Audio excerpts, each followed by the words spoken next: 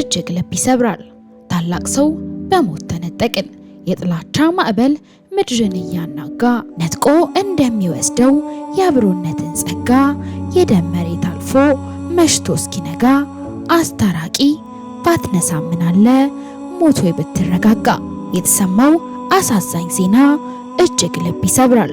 እጅግ ተወዳጅነትና እንዲሁም አንጋፋነትን ያተረፈው በተለያዩ የዘፈን ስራዎቹ እውቅናን ያተረፈው ሙዚቀኛ ቴዲ አፍሮ በተቀዳሚ ሙፍቲ ሀጂ ዑመር እንድሪስ እልፈት ተከትሎ እጅግ አሳዛኝ መልእክት አስተላለፈ። በዝርዝር የምትሰሙት ይሆናል። በሌላኛው መረጃችን አስደንጋጭ ነገር አይቻለው ፈጥናችሁ ጸልዩ ስትል ሀገራዊ ትንቢታዊ መልእክቶችን በማምጣት የምትታወቀው ነብይት ሜሮን መልእክቷን አስተላልፋለች። ሰላም ጤና ይስጥልን ቤተሰቦቻችን፣ ይህ የሮማንስ ሮድ የዩቲዩብ ቻናል ነው። በቻናላችን አዳዲስና ወቅታዊ ትኩስ መረጃዎችን ይዘንላችሁ መተናል። እስከ መረጃው ፍጻሜ አብራችሁን ቆዩ። ቻናላችንን ሰብስክራይብ ያላደረጋችሁ ሰብስክራይብ በማድረግና የደውል ምልክቷን በመጫን አዳዲስ መረጃዎችን በፍጥነት ያግኙ። ቪዲዮአችንን ለሌሎች ሼር በማድረግ ቤተሰባዊነቱን ያጠናክሩ። የሀገራችን እስልምና እምነት ተከታዮች ታላቅ አባትና መምህር የሆኑት ተቀዳሚ ሙፍቲ ሀጂ ዑመር እንድሪስም ወደ አሂራም ሄደዋል። ይህን ፈገግታቸውን መረጋጋታቸውንና ጥበባቸውን ዳግም ለማየት ባለመቻናችን ትልቅ ሐዘን ነው። እኛ የምንመኘው ቀርቶ የሁሉ ነገር ባለቤት የሆነው ወስዷቸዋልና። ሙፍቲ ሀጂ ዑመር እንድሪስም ለኢትዮጵያ ሙስሊሞች አንድነት፣ ሰላምና የእስልምና እሴቶች መከበር ላበረከቱት አስተዋጽኦ ታሪካቸው ከምንም ጊዜ በላይ በልባችን በዘመናት ተጽፎ የሚኖር ነገር ነው። ታላቅና ቁም ነገር ያላቸው አባትም ነበሩ። ያልተረዳናቸው የአባትም ለቅሶ ነው። ከዚህ ዓለም በሞት ሲለዩ ያስተላለፉት መልእክት እጅግ የሚቆረቁር ነው። የክቡር ዶክተርና ተቀዳሚ ሙፍቲ ሀጂ ዑመር እንድሪስም በህይወት ዘመናቸው ስለ ሀገራቸውና ስለ ህዝባቸው ሀዘኔታ ያጋሩት ይህ ልብ የሚሰብር ቃል ዛሬም የሁላችን ሰንሰለት ሆኖ ይቆማል። ሌሊት እንቅልፍ የለኝም። አሁን ኢትዮጵያ ያለችበትን ሁኔታ ያሳስበኛል። እኔ አሁን 86 ዓመት ሊሞላኝ ነው። ሌሊት እንቅልፍ የለኝም። ለ2 ሰዓት ብቻ ነው ቀሪውን አለቅስበታለሁ። ለምንድነው ብዙ ለማንቆይበት የምንጋደለው? ለምንስ ነው የምንጨራረሰው? በጣም ያሳስበኛል፣ ያስለቅሰኛል። ታላቁ የአባትም ጥሪ ነው። ሰውነት ይቀድማል። ሀጂ ዑመር እንድሪስ ለዘመናት ዘርና ሃይማኖት ሳይሉ ልብን የገዛ ሁሉ የሚሰማውን ትልቅ መልእክት እንዲህ ሲሉ አስተላለፉ። ሰው መሆን ይቀድማል። ከሁሉ ነገር በላይ ሰውነት ይቀድማል። ከሃይማኖት ሰውነት ይቀድማል። ከዘርም ሰውነት ይቀድማል። አላህ ሰውን ከሁሉ በላይ አልቆታል። ሰው ሊጋፋ፣ ሊሰደድ፣ ሊገደል፣ ሊናቅ፣ ሊወገዝ በፍጹም አይገባም። ክብሩን ጠብቁ በማለት አዟል። ዛሬ እሳቸው በሞት ሲለዩን ይህንን የእንባ ቃል ልብ ብለን ልንሰማው ይገባል። ለነዚህ ታላቅ አባት ከሁሉ በላይ የማክበር መታሰቢያ ልንሰጣቸውም ለቅሷቸውን በስራ ስንተረጉመው ነውና የጠየቁንን ሰውነትን ብቻ እናስቀድመው። ኢትዮጵያ ሆይ ነክተን ለምንጫረስበት ጊዜያዊ ነገር ስንል ስንት አባቶች እንዳዘኑብን እንመልከት። ዛሬ ወደ አሂራ መሻገራቸው የተሰማው የእስልምና እምነት ታላቅ አባት ሀጂ ዑመር እንድሪስ እንደሚታወቀው ለረጅም ዓመታት ለአገልግሎት ጊዜያቸውን ሰጥተዋል። ታዲያ በሚዲያችን ስም ሀዘናችንን ገለጽን። እጅግ ተወዳጅነት እንዲሁም አንጋፋነትን ያተረፈው በተለያዩ የዘፈን ስራዎቹ እውቅናን ያተረፈው ሙዚቀኛ ቴዲ አፍሮ በተቀዳሚ ሙፍቲ ሀጂ ዑመር እንድሪስ እልፈት እጅግ አሳዛኝ መልእክት አስተላልፏል። በዛሬው ዕለት በተሰማው የቀዳሚ ሙፍቲ ሀጂ ዑመር እንድሪስ ህልፈተ ህይወት የተሰማኝን ጥልቅ ሐዘን ለመግለጽ እወዳለሁ። ተቀዳሚ ሙፍቲ ሀጂ ዑመር እንድሪስ በሙስሊም ማህበረሰብ ብቻ ሳይሆን በመላው ወገን እጅግ ተወዳጅ፣ ርኅሩህ፣ ትሁትና የጥሩ ሃይማኖት አባት ምሳሌ ነበሩ። በዛሬው ዕለት በተሰማው ህልፈት በህይወታቸው በደረሰው ሐዘን ለቤተሰቦቻቸው፣ ለዘመድ አዝማዶችና ለመላው የሙስሊም ማህበረሰብ መጽናናትን እየተመኘው ፈጣሪ ነፍሳቸውን እንዲምርልን ከልብ እመኛለሁ። ነፍስ ይማር። ኢትዮጵያ ለዘላለም ትኑር። ፍቅር ያሸንፋል ሲል ቴዎድሮስ ካሳሁን ቴዲ አፍሮ ሐዘኑን አስተላልፏል። ሰላም ለእናንተ ይሁን። በዓለም ዙሪያ ያላችሁ የክርስቶስ ኢየሱስ ሰላምና ጸጋ ይብዛላችሁ። እህታችሁ ሜሮን ድንበሩ ነኝ። ክብር ሁሉ ለአምላካችን ለእግዚአብሔር ይሁን። ዛሬ ወደ እናንተ ብቅ ያልኩት እግዚአብሔር አምላክ በተናገረኝ መልእክቶች ሁሉ በእግዚአብሔር ፊት በአንድነት እንድንጸልይ ነው። ጌታ ኢየሱስ ክርስቶስ የተባረከ ይሁን። በመጀመሪያ ስለ ሀገራችን ኢትዮጵያ ያየሁት ራእይ ሰብልን ሊያበላሹ እጅግ በጣም በርካታ አንበጦች ሲመጡ አየሁ። ሁለተኛ ደግሞ 2017 ላይ ሁላችንም እንድንጸልይ ነግሬያችሁ ነበር፣ የመሬት መንቀጥቀጥ ሲሆን አሁንም ከአንድ ሳምንት በፊት በተደጋጋሚ ጊዜ ይህንን ራእይ አየሁ። ከፍተኛ የሆነ የመሬት መንቀጥቀጥ ሲሆን አየሁ። ሶስተኛ ፎቅ ሲፈርስ አየሁ። በጅማ ከተማ ላይ ድንገተኛ ድንጋጤ ሊያደርግ ፊቱን ወደዛ ያዞረ የበቀል መንፈስ አየሁ።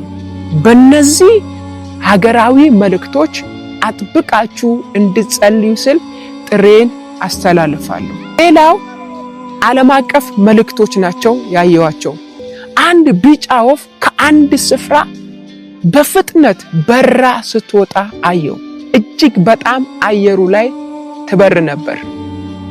ይህንን ራእይ ካየው በኋላ በቅጽበት በጣም ብዙ ሰዎች መተንፈስ እያቃታቸው እየወደቁ ሲሞቱ አየው። ይህንን ራእይ ካየው በኋላ ጌታ ሆይ ምንድነው ስል የመተንፈሻ ክፍልን የሚያጠቃ ከሰው ወደ ሰው በፍጥነት የሚተላለፍ ብዙዎችን ሊገድል ያለ ቫይረስ ነው አለኝ። ይህንን በሽታ እየተቃወምን እንጸልይ። ሌላኛው በአንዳንድ ሀገሮች ላይ ፀሐይ ድንገት ሲጨልም አየው። ይህ ካየው በኋላ እጅግ በጣም በርካታ ሚዲያዎች ሲዘግቡት አየው። ወገኖቼ በእነዚህ መልእክቶች በእግዚአብሔር ፊት ተግተን እንጸልይ። እነዚህን መልእክቶች በማስተዋል እንስማ፣ በማስተዋልም በእግዚአብሔር ፊት እንጸልይ። ታስታውሳላችሁ ፍጥረት ምዕራፍ 6 ላይ የሰው ልጅ እግዚአብሔርን የበደለበት ከእግዚአብሔር አካሄዱን የለየበት እጅግ በጣም እግዚአብሔር የሚያሳዝን ክፉ ስራ የሰሩበት ምዕራፍ ነው ዘፍጥረት 6። እግዚአብሔርም የሰውን ክፉ አካሄድ፣ ክፉ አስተሳሰብ፣ ክፉ ልብን አይቶ ሰውን በመፍጠሩ የተጸጸተበት ምዕራፍ ነው። በዚህ ምዕራፍ ላይ ግን እግዚአብሔር አንድ ሰውን አገኘ፣ ኖህን ፍጹም ጻድቅ አካሄዱን ከእግዚአብሔር ጋር ያደረገ ሰው ነበር። እግዚአብሔር የሚፈራ ሰው ነበር። ስለዚህ ምድርን ከማጥፋቱ በፊት እግዚአብሔር መጥቶ ለኖህ ነው የነገረው፣ የሥጋ ሁሉ ፍጻሜ ደርሷል፣ አንተና ቤተሰቦች የምትሻገሩበትን መርከብን ስራ አይደል ያለው። ሊተርፉበት የሚችሉ ሊመጣ ካለው ከጥፋቷ እሱም ቤተሰቦቹ ሊተርፉበት የሚችሉትን መርከብ እንዲሰራ ነው የነገረው። ምክንያቱም ኖህ በእግዚአብሔር ፊት ሞገስን አግኝቶ ነበር ይላል።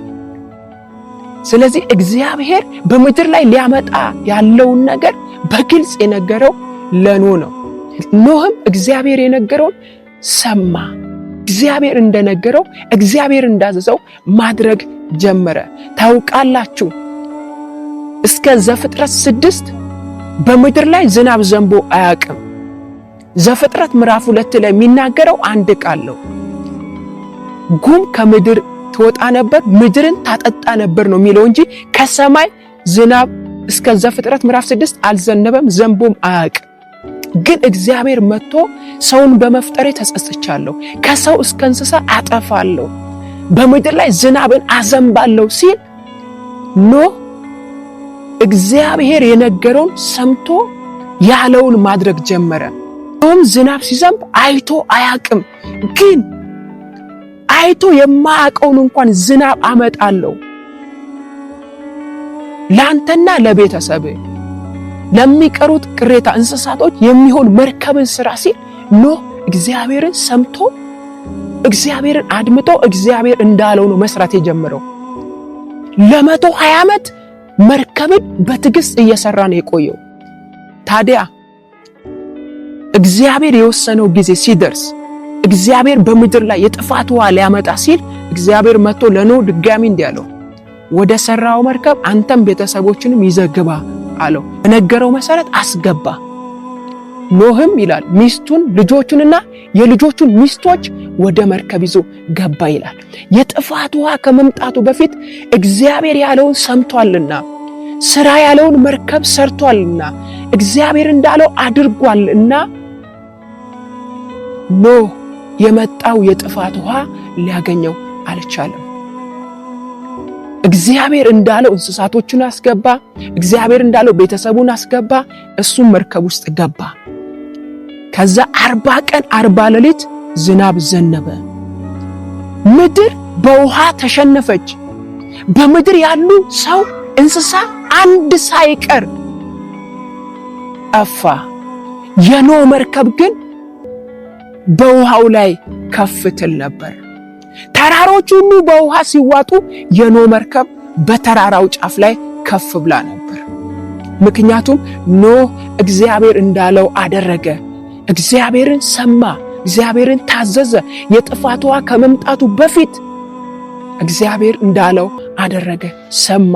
እሱም ቤተሰቦቹም ዛሬ የቀሩልን እነዚህ እንስሳቶች ሁሉ በኖህ አማካኝነት የተረፉ ናቸው። ዛሬ በምድር ላይ የቀሩ እንስሳቶች ሁሉ በኖህ መታዘዝ፣ በኖህ እሺ ማለት፣ በኖህ እግዚአብሔርን ማድመጥ የተረፉ ናቸው።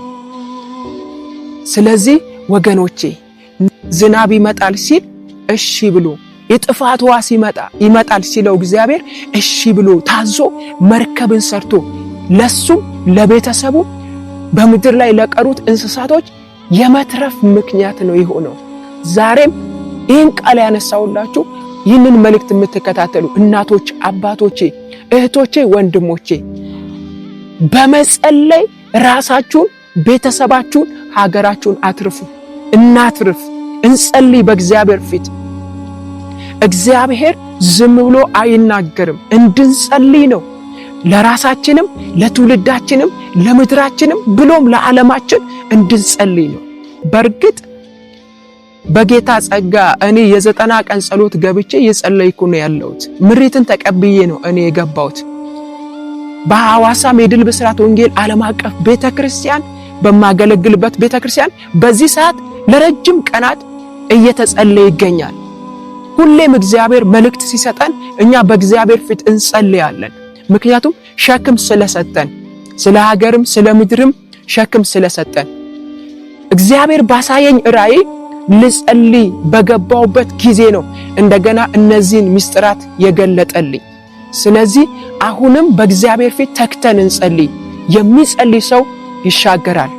የሚጸልይ ሰው ያልፋል፣ ያሳልፋል። የሚጸልይ የእግዚአብሔርን ፊት የሚፈልግ ሰው ይሻገራል፣ ያሻግራል። የእግዚአብሔርን ፊት የሚፈልግ ሰው ያመልጣል፣ ያስመልጣል። የእግዚአብሔርን ፊት የሚፈልግ ሰው ክፉ አያገኘውም። ሊመጣ ካለው ነገር ይጠበቃል። ቤታችሁ፣ ትዳራችሁ፣ ልጆቻችሁ፣ ቤተሰቦቻችሁ፣ ሀገራችን እንድትጠበቅ ከፈለጋችሁ በእግዚአብሔር ፊት ሁኑ። በእግዚአብሔር ፊት ስንሆን የምናመልጠው ነገር እንጂ የሚያመልጠን ነገር የለም።